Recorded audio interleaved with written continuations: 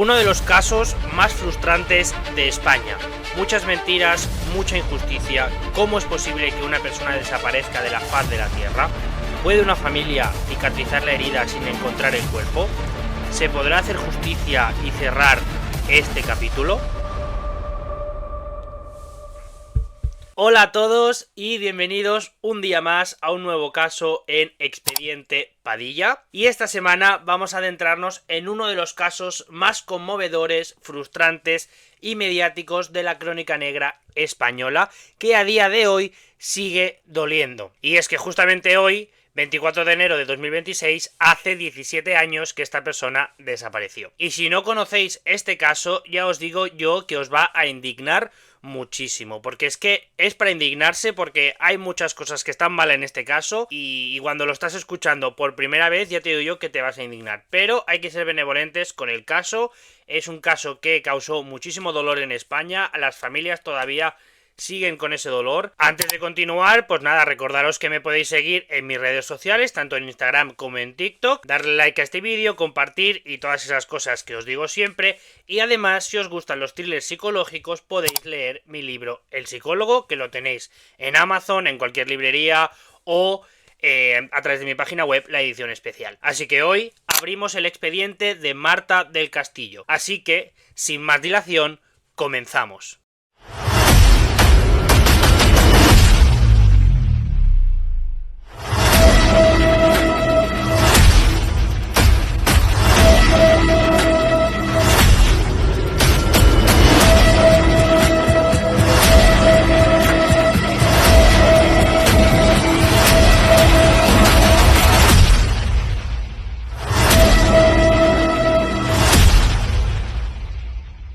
¿Quién es Marta del Castillo?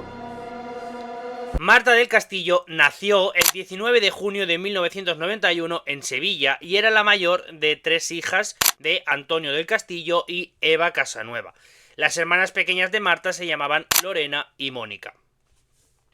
Quienes la conocían la describían como una persona con un carácter cálido, sensible y muy conectada con su familia. Sus amigos pues recuerdan que era amable y que sabía escuchar sin interrumpir. Le gustaba compartir tiempo con sus amigos y disfrutar de la música. En general era una persona muy organizada y puntual. Por eso sus padres siempre confiaban plenamente en ella cada vez que salía. En su día a día se dedicaba a estudiar, a quedar con los amigos y pues vamos, básicamente a hacer una vida normal de adolescente de 15, 16, 17 años. También hay que recordar que era una familia muy creyente y que a Marta le obsesionaba el paso de la Semana Santa. Y es que ella era muy fanática de la Hermandad de los Gitanos, por lo que cada año pues ella se preparaba con muchísima ilusión pues este evento de la Semana Santa y lo vivía con muchísima intensidad. Y en el momento de los hechos ella tenía 17 años. Día de los hechos. Nos situamos a las 5:30 del día 24 de enero de 2009 en Sevilla y Miguel Carcaño pica el timbre de la casa de Marta porque habían quedado para aclarar unas cosas que tenían pendientes. La madre se extrañó porque Miguel y Marta pues ya no estaban juntos, pero Miguel y Marta se conocieron porque la sobrina de Miguel iba al mismo colegio que Marta. Entonces, a partir de en ese momento Miguel como que empezó a interesarse por Marta, iba detrás de ella, le esperaba en la puerta del colegio y pues al final acabó surgiendo algo más entre ellos. A Marta pues obviamente también le gustó Miguel, era 2 años mayor, así que empezaron a salir y estuvieron juntos aproximadamente 1 mes y medio, pero finalmente lo dejaron. Básicamente lo dejaron porque Miguel era muy celoso y muy controlador y aunque Marta seguía enamorada de él y tenía sentimientos hacia Miguel, no quiso continuar con la relación porque sabía que no le hacía bien. Quiero dejar claro que esta relación pues había ocurrido en Semana Santa del año anterior, o sea de 2008, por lo que ya llevaban unos meses separados, que se llevaban bien, eran amigos, pero bueno, que ya no eran novios. Miguel en ese momento tenía novia, que era una chica de 14 años llamada Rocío, y Miguel en el momento de los actos pues tenía 19 años, o sea que bueno, el amor es libre y no tiene edad, pero a mí ya me parece raro que estés con una persona tan joven. Pero bueno, esto no tiene nada que ver con el caso. Vale, total, pues volvemos al día 24 de enero, donde Miguel la estaba esperando debajo de su casa en el portal con la moto. Y según el padre de Marta, pues él regresaba de hacer la compra y pues los vio allí hablando sin más, y Antonio solamente le dijo a Marta una cosa, y esa cosa fue que no quería verla montada en la moto. Marta le dijo que vale, él se metió para adentro y ese momento fue el último momento que la familia vio con vida a Marta del Castillo. Pasaron las horas y Marta no daba ninguna señal. Algo que les resultaba muy extraño en ella, ya que siempre avisaba a sus padres de todo y no quería preocuparlos. A partir de las 9, su madre empezó a llamar a Marta al móvil de manera desesperada, pero saltaba el contestador una y otra vez. En ese momento, pues la familia empezó a temer que algo malo pues le hubiera pasado a Marta, y es que resultaba muy extraño que no cogiera el teléfono, que lo tuviera apagado y que no diera señales de vida. Sigue pasando el tiempo y nos vamos a las 10:30, donde Marta seguía sin contestar a las llamadas. Así que sus padres empezaron a llamar a sus amigos para saber si alguien tenía noticias de ella, si sabía dónde estaba o qué le había pasado. Pero obviamente pues sus amigos no sabían nada y lo único que le pudieron facilitar fue el teléfono de Samuel Benítez. Cuando su madre llamó a Samuel Benítez a las 11:34, escuchó como música de fondo, como si estuviera de fiesta. Eva pues le preguntó si sabía algo de Marta y Samuel contestó que no sabía nada, que había hablado con Miguel y que este pues le había dicho que había dejado a Marta a las 12 cerca de su casa. Pero claro, son las 11:34, todavía no eran las 12, así que esa llamada ya les hizo pensar un poco raro. Alejandra, una amiga de Marta, intentó llamar también a Miguel, pero nadie respondió. Decidió entonces llamar a Samuel, quien le dijo que se encontraba en Montequinto. Después llamó al Cuco, que pues tuvo la sensación de que estaba borracho y se escuchaba mucho ruido de fondo. Eso le resultó bastante extraño, pero aseguró que no había visto a Miguel. Y para que entendáis quién son estas personas, pues Miguel, Samuel y Cuco eran unos amigos que siempre iban juntos a todos los lados, por lo que a los amigos y a los familiares les resultaba todavía más sospechoso que ninguno supiera dónde estaba Miguel. Samuel era el mejor amigo de Miguel y también era amigo de Marta, y Francisco Javier, que lo vamos a llamar el Cuco, era un amigo de ambos, de tanto de Miguel como de Samuel, que tenía 14 años en el momento de los hechos. Y estas personas serán importantes durante el caso, así que recordar estos nombres.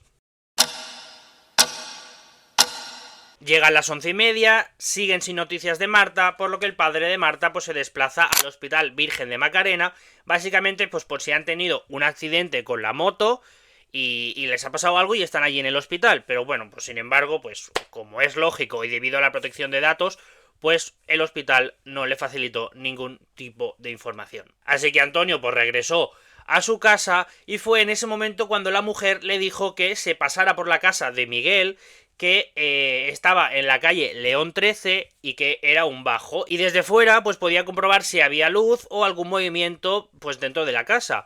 Quizá pues Marta estaba allí con Miguel haciendo pues sus cosas y por eso pues no contestaba el teléfono. Pero bueno, era raro porque Miguel tenía novia y Marta pues obviamente no quería tener una relación con él, pero bueno, todo puede pasar. Sí que es verdad que los padres no sabían que en ese momento Miguel ya no vivía en esa casa, sino que vivía en la casa de los padres de la novia. Ese piso, el de León 13, era de la madre de Miguel, pero cuando esta pues falleció, se lo dio a sus hijos.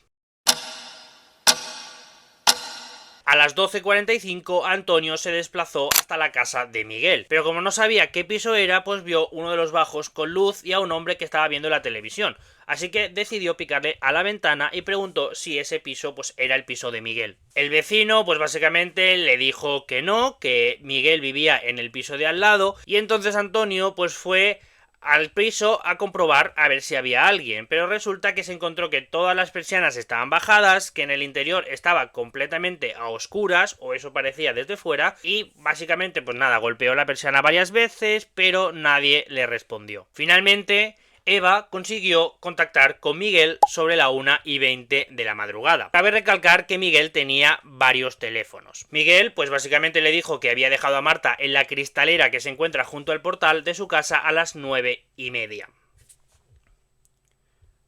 Claro, en ese momento Eva siente que le están mintiendo, porque uno dice una hora y el otro dice otra hora. Así que en ese momento pues entra como en un ataque de nervios y decide realizar una segunda llamada. Esta segunda llamada que hace a Miguel le amenaza básicamente diciéndole que si a Marta le ha pasado algo tendría a la policía encima. Pero Miguel respondió con un simple vale y colgó el teléfono. Esto ya es indignante, porque tenemos que pensar que Miguel y Marta habían sido novios, eran amigos, te está diciendo la madre que Marta ha desaparecido, y es que no te preocupas lo más mínimo por ella.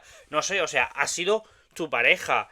No sé, un mínimo de cariño, preocupación, digo yo, no sé, al menos pues ponerte a buscar, ponerte a decir, hostia, pues lo siento, no sé, algo, pero él pues le pone que ya lo ha dejado y luego le dice que vale, o sea, ni siquiera se preocupa por la quien había sido pues su amiga. Y esto ya es indignante, pues como tío.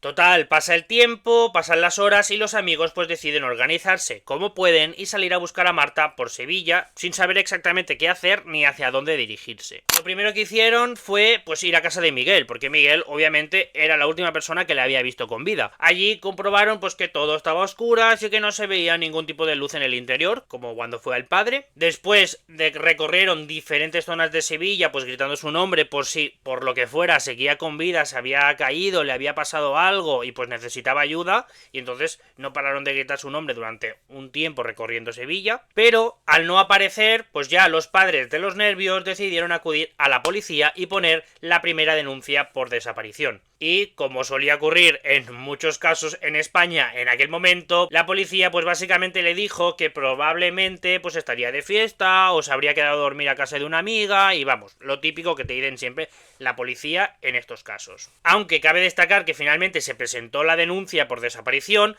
la policía no se movilizó durante toda la noche para buscar a Marta, a diferencia de lo que estaban haciendo pues los amigos y los padres de Marta. En un momento dado, los amigos se reunieron en la plaza del Altozano y allí también apareció Samuel, aquel que os he dicho que era muy amigo de Miguel y que le hizo la llamada a Eva, pues diciéndole que a las 12 había dejado a Marta en su casa. Total, que esta persona pues llegó con el pelo mojado y también llegó con un chaleco muy fino, cosa que a los amigos le sorprendió mucho porque la noche era extremadamente fría, habían tormentas y había un viento muy fuerte. Y como digo, pues a todos los amigos les resultó extraño, pero Samuel aseguró que venía corriendo y que estaba sudando. También quiero decir que Samuel ayudó en la búsqueda de Marta.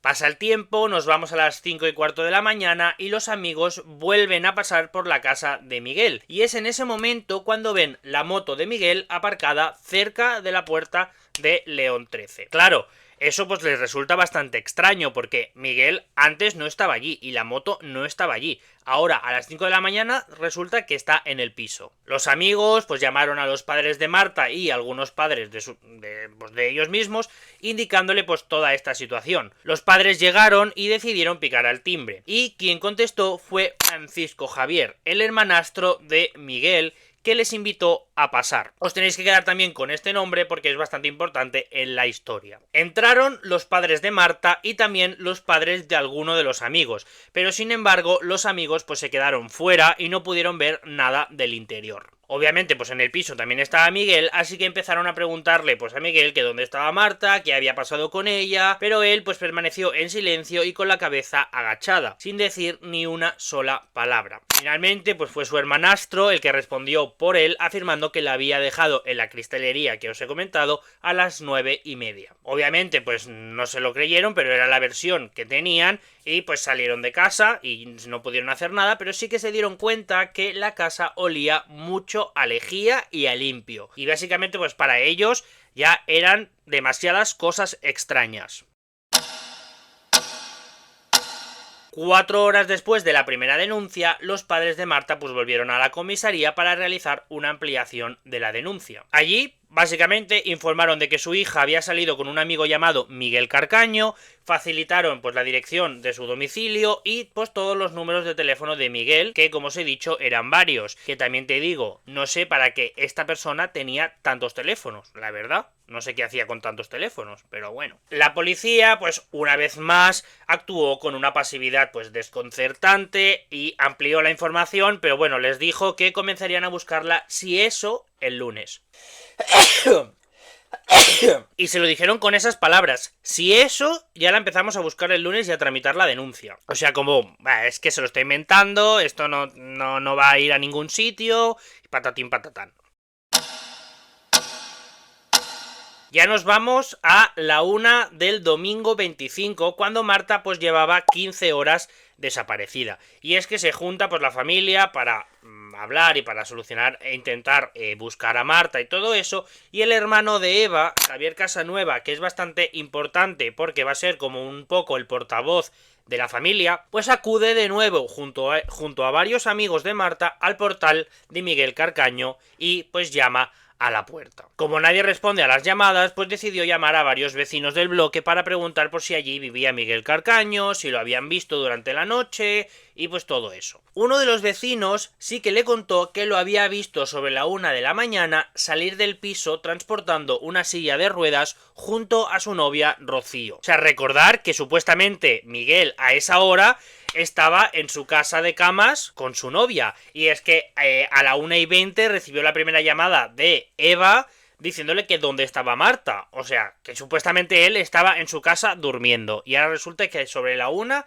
estaba sacando una silla de ruedas del portal. Así que Javier, después de escuchar el relato de la silla de ruedas, volvió a picar a la puerta de Miguel Carcaño, y esta vez con mucha más insistencia, hasta que escuchó cómo se abría el pestillo. En ese momento, Francisco Javier abrió la puerta de manera muy agresiva y a gritos. Cuando el hombre pues se identificó como el tío de Marta del Castillo, él permitió entrar, pero dejó fuera a los amigos de Marta. Una vez dentro, pues Francisco Javier repitió la misma versión que su hermano pues había contado, de que había dejado a Marta en la cristalería a las 9:30 sana y salva, y que después se había ido a camas a su domicilio con la novia y que ya no sabía nada más.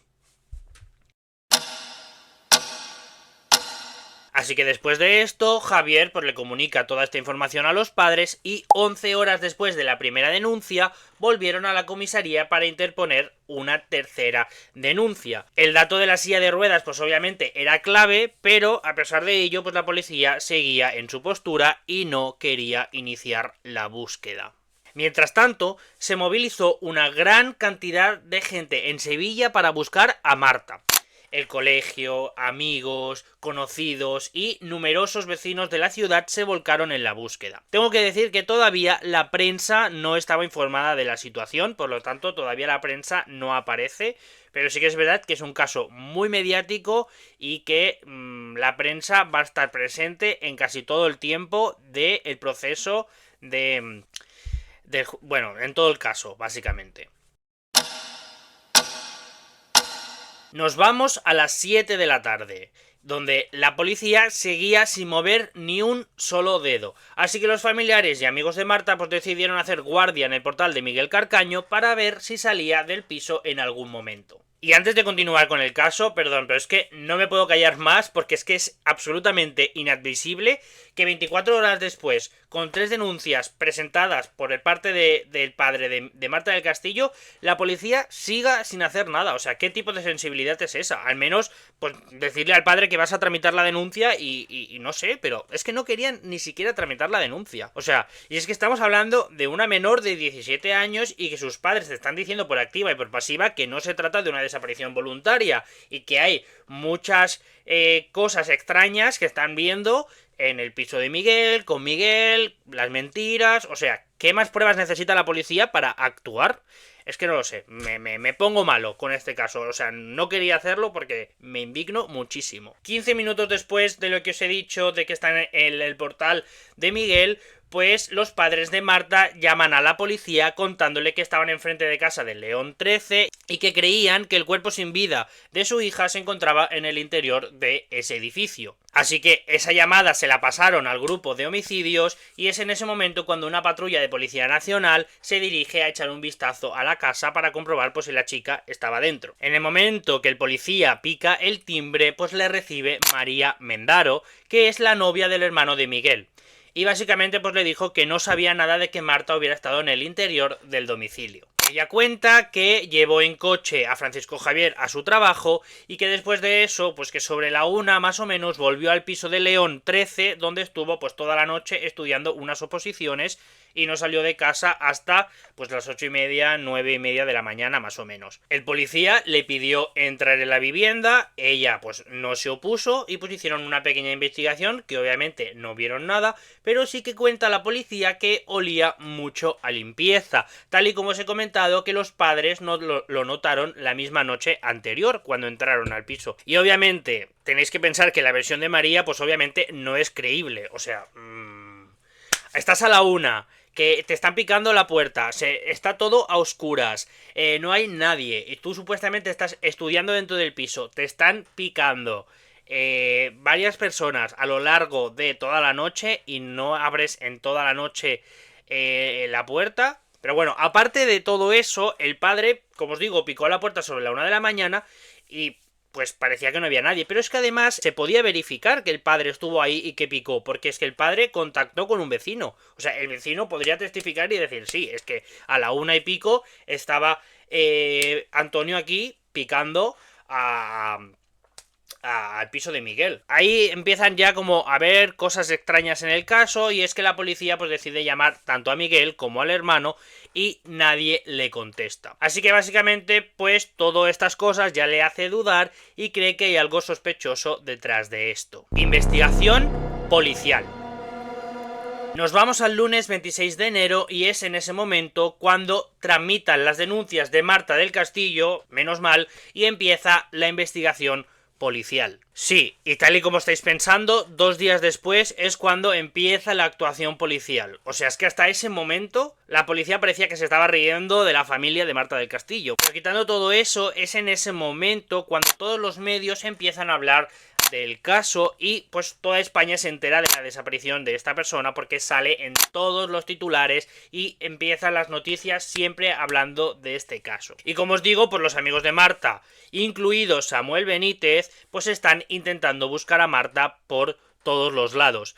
Sí que es verdad que no sé quién llamó a la prensa, porque el mismo padre cuenta que él no avisó a la prensa, que él estaba tan frustrado y intentando buscar a su hija que no pensó ni siquiera en llamar a la prensa.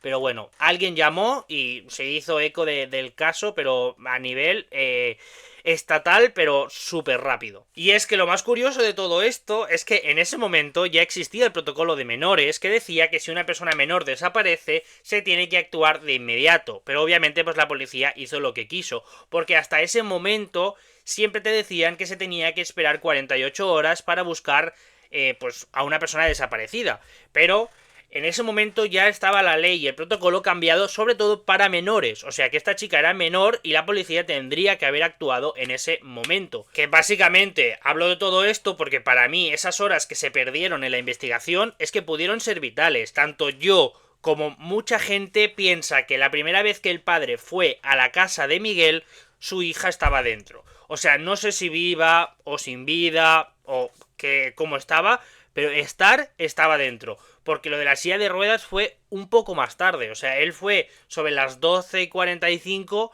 y un poco más tarde fue cuando avistaron a Miguel con la silla de ruedas. Por lo tanto, estaba en el piso en ese momento cuando estaba picando el padre. Y es que estoy 100% seguro no, pero un 95% seguro sí. O sea que si la policía hubiera hecho algo, quizás los hubiera pillado en la masa, en el sentido de que los hubiera pillado allí en el piso y no hubiera pasado todo esto. Pero como no hizo nada, pues nos vamos a 17 años de desaparición. Muy bien. Ya que estamos hablando de que de que el caso pues se trata de una persona de menos de 18 años, pues el caso pues pasó a manos del grupo de menores de la Policía Nacional. Y pues es en ese momento cuando la policía pues empieza a tomar declaración tanto a Miguel Carcaño como a todos los amigos con los que estuvo esa noche. Así que en la primera declaración de Carcaño nos cuenta que él recogió a Marta en su casa a las 5:30. Sobre las 6:10 se reunió con unos amigos en la plaza, en las que entre ellos estaba el Cuco. Después de estar un rato allí, pues cogieron la moto y se dirigieron hacia Triana. Y sobre las 8 de la tarde se encontraron con un amigo bordador. Cuando terminaron de estar con ese amigo, pues se dirigieron a la casa de León 13 y después la acompañó hasta una cristalería cercana al portal a las 9:35, dejándola sana y salva. A continuación se dirigió a Camas y pues llegó a su domicilio sobre las 10:20. La primera noticia que recibió sobre la desaparición de Marta fue cuando su amigo Samuel Benítez lo llamó a las 12:10. A Samuel le dijo que no sabía nada, solo que había dejado a Marta cerca de su casa. Sobre la 1, pues recibió la llamada de Eva, la madre de Marta, y media hora más tarde pues recibió una segunda llamada. Y sobre las 4 de la mañana recibió una llamada de su hermano indicándole que fuera urgentemente al piso de León 13. Y es que antes de continuar con el caso os estoy poniendo todas las horas porque considero que son importantes. En ese momento en el que pues han hecho las interrogaciones y todo eso, pues deciden monitorizar todas las llamadas, tanto de Miguel Carcaño como de Francisco Javier, su hermanastro, porque básicamente son un poco pues los principales sospechosos del caso, más Miguel que Francisco, pero como que tienen que investigar. Como os he dicho, Sevilla se llena de periodistas, o sea, aquí quiero hacer un paréntesis, pero es que la prensa en ese momento hizo...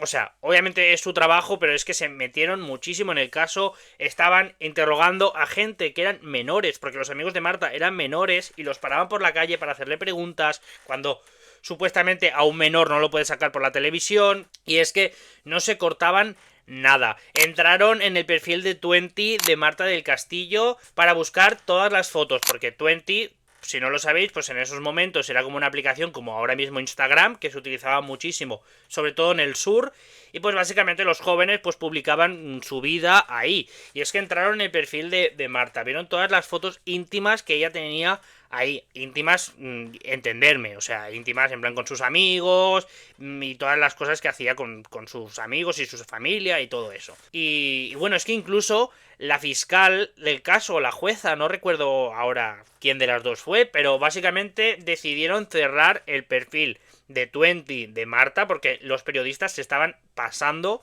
con todo esto. Dicho esto, pues nada, volvemos al caso. Os digo, los periodistas están en Sevilla y en ese momento pues preguntan a una vecina del piso de León 13 y le toman pues una declaración. Sí que es verdad que los policías estuvieron sometidos a una presión mediática impresionante, porque como os digo, era como dos investigaciones paralelas. Estaba la investigación policial que las mantenían en secreto, pero luego estaba toda la prensa que muchas veces arruinaban pues todos los planes y todas las cosas, investigaciones y todo que hacía la policía. Pero bueno, volvemos a esta señora del piso de León 13, que me voy por las ramas. Esta señora indica que ve a Marta del Castillo entrando en el portal sobre las 9:30. Ella cuenta que venía de comprar y que se cruzó con Miguel y Marta sobre las 9:30 entrando al portal. Y ella sabe perfectamente que era esa hora porque a esa hora empezaba el programa de la Copla de Canal Sur. Era un programa que muchos sevillanos veían,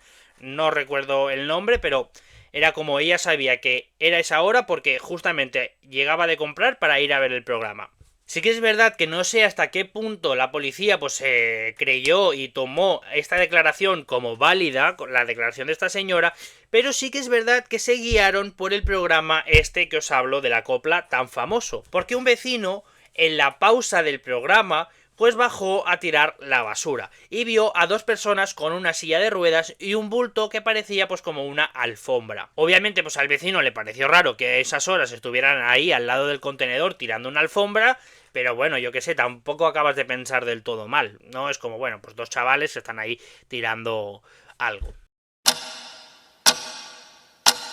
Unos días más tarde, el 30 de enero, después de hacerle una declaración en calidad de testigo pues a Francisco Javier, van a la casa de León XIII para buscar sobre todo la silla de ruedas y hacer una inspección pues de la casa, pues a ver si se encontraban manchas de sangre y pues todo eso. Todo esto también con la aceptación de Francisco Javier, y Francisco Javier estaba en el piso en el momento que estaban haciendo la inspección. Que utilizaron luminol para descubrir las manchas de sangre y descubren que hay una cantidad de lejía tremenda en el suelo. Por lo tanto, en el suelo ya os digo yo que no encontraron nada de sangre. Pero sí que es verdad que ellos pues pusieron luminol también en otras partes del piso por donde pudieran haber salpicaduras. Y es ahí pues cuando efectivamente pudieron ver que había salpicaduras de sangre por varios sitios del piso y pues cogen las muestras y se las llevan a investigar. Unos días más tarde también le pidieron a la madre de Rocío que si podía entregar de manera totalmente voluntaria la ropa que Carcaño se había puesto ese día.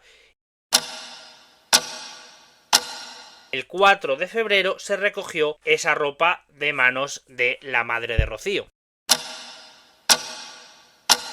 El día 5 de febrero llaman a Miguel para someterle a unos interrogatorios muy duros que se tiran básicamente desde las 6 de la tarde hasta las 12 de la noche más o menos haciéndole preguntas. Cuando sale a las 12:42, Francisco Javier, pues el hermano de Miguel, llama a su hermano preguntándole pues cómo ha ido el interrogatorio, qué le han dicho y todo esto. Cabe recalcar que os he dicho que las llamadas están monitorizadas y si vais por ejemplo al documental de Netflix están las llamadas puestas en el documental. Yo no las voy a poner porque estos son temas de privacidad de datos y seguro que son cosas de derechos que tienen ellos, pero que básicamente esas llamadas las podéis escuchar en el documental de Netflix. En esa llamada básicamente pues Miguel le dice que le han dicho de todo, que le han presionado muchísimo, hasta el punto de acabar llorando de lo duro que ha sido pues el interrogatorio. Nos vamos al día 13 de febrero cuando vuelven a pedirle a Miguel Carcaño que vaya a la policía para interrogarlo de nuevo. Pero es que esta vez sería muy diferente, ya que contaban con todos los resultados de los análisis que habían hecho y que habían encontrado, tanto en el piso como en la ropa, como en todo lo que se llevaron. Se había encontrado sangre de Marta del Castillo dentro de un bolsillo en la chaqueta de Miguel Carcaño. También se había encontrado sangre de Marta debajo del escritorio de la habitación de Miguel Carcaño. También se encontró sangre de Marta en la funda del colchón de la cama de Miguel y por último había salpicaduras de la sangre de Marta por varios sitios de la casa, entendiendo que le dieron con un objeto o con algo contundente y que le dieron de manera fuerte para que salpicara de esa manera pues toda esa sangre que había en el piso. También cabe remarcar que se encontró ADN de Marta mezclado con el ADN del Cuco, o sea, ya está apareciendo otra persona ahí, pero es que también se encontró ADN de Marta mezclado con el ADN de Francisco Javier. Y pues con todas estas pruebas, obviamente pues le hacen el interrogatorio a Miguel Carcaño y es en ese momento cuando Miguel confiesa haber quitado la vida a Marta del Castillo. Y bueno chicos, me sabe fatal, pero lo vamos a dejar por aquí y la semana que viene pues vamos a hacer una parte 2 porque es un caso muy largo y sí que es verdad que quiero explicarlo bien sin que me dejen nada por el camino. Sé que os vais a quedar pues a medias quizás con el caso para la gente que no lo conozcáis y obviamente todavía falta toda la investigación, pues todas las diferentes versiones que da Miguel, el juicio, todos los implicados, etcétera. Pero no os preocupéis porque la semana que viene lo termino sin falta. Y nada, pues como siempre os digo, espero que os haya gustado este vídeo y pues no dudéis en darle like, suscribiros al canal y activar la campanita para no perderos nada sobre mi contenido, que de verdad que esto a mí me ayuda muchísimo para seguir creando vídeos y seguir haciendo todo esto.